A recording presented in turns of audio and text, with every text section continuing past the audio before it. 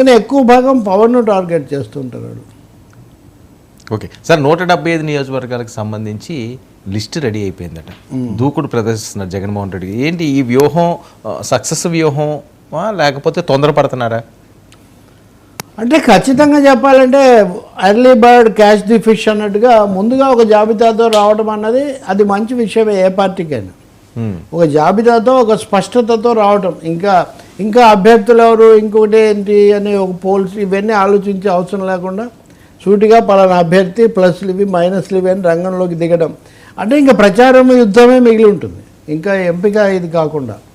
రెండోది దానివల్ల వచ్చే తలనొప్పులు అవన్నీ కూడా ముందే మాట్లాడుకుంటారు కాబట్టి దానికోసం సమయం కూడా సేవ్ అవుతుంది.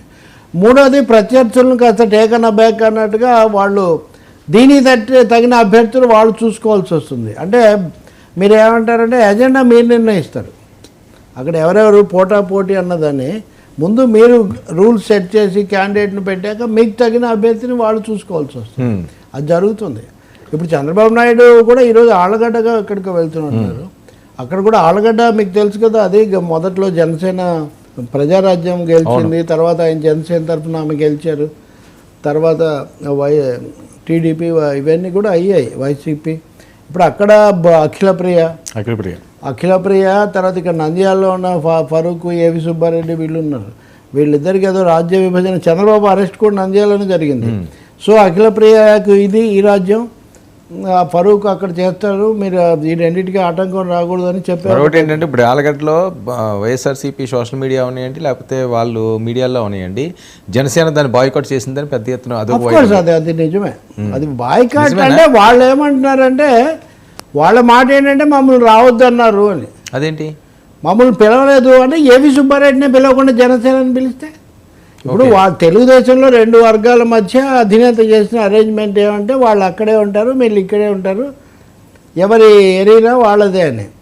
సో ఇప్పుడు నంద్యాలలో ఉన్న తెలుగుదేశం నాయకులను పిలవకుండా కేవలం జనసేన నాయకులే వచ్చి దీంట్లో పాల్గొన్నారు అనుకోండి, అదో ప్రాబ్లం అని కూడా వాళ్ళు భావించారు. అవమానంగా భావించి ఎఫెక్ట్ మిగతా వాళ్ళు బాయ్కాట్ చేశారు. ఆయన ఎవరు ఇరిగేల పుల్లారెడ్డి అని ఆయన ఒక ప్రకటన కూడా చేశారని నేను ఎక్కడో చూసా. మీరు పిలిస్తే తప్ప వెళ్ళకండి అని.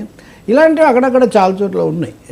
స్థానికంగా అభ్యర్థులు ఒక ప్రాంతంలో ఇలాంటి అంశాలు వైరల్ అయితే మిగతా ప్రాంతాలు కూడా అక్కడ అది ప్రజారాజ్యం సీటు కావటము, గతంలో వాళ్ళకి కొంత అనుబంధం కూడా ఉండటం, ఇట్లాంటిది కూడా ఒకటి ఉంది.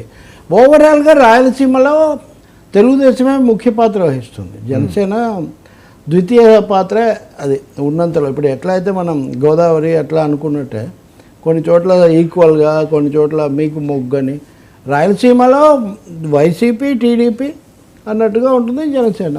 ఆ క్రమంలో ఈరోజు జరిగేది ఒక సెట్టింగ్ కూడా నిజంగా చెప్పాలంటే it will set the trend. మిగతా రాయలసీమ జిల్లాలో కూడా ఎలా జరుగుతుంది అనేది అంటే అక్కడ జనసేన కూడా తగ్గించబడుతుంది ఒక విధంగా. తెలుగుదేశం వాళ్ళకి సర్దుబాటు చేసి నిలబెట్టడం వీళ్ళకి ఒక సమస్యగా ఉంటుంది. దానికోసం చాలా సమయం వెచ్చించారు. మీకు గుర్తుంది కదా, అఖిలప్రియ సుబ్బారెడ్డి వర్గాల మధ్య ఘర్షణ జరగటం, పోలీసులు కూడా జోక్యం చేసుకోవాల్సి రావటం కూడా అయ్యాయి. తెలుగుదేశము లోకేష్తో సహా దాని మీద చాలా ప్రత్యేకంగా శ్రద్ధ పెట్టి దాన్ని ఒక కొంచెం సద్దు మనిగేటట్టుగా చేశారు. అక్కడికి వెళ్ళి జనసేన చేయకు వాళ్ళు ఏం పెద్ద అవకాశం అక్కడ ఇవ్వకపోవచ్చు నాకు తెలిసిన ప్రకారం. ఓకే సార్, మరి ఏంటి ఫైనల్ ఎప్పుడు అయ్యే ఛాన్స్ ఉంటుంది వీళ్ళది? ఒక పక్క 175 నియోజకవర్గాలు చేసి నియోజకవర్గాల్లో పూర్తి స్థాయిలో వాళ్ళు ప్రచారానికి వెళ్ళిపోతే వీళ్ళు ఆలస్యం చేసుకున్న కొలది కూడా ఇబ్బంది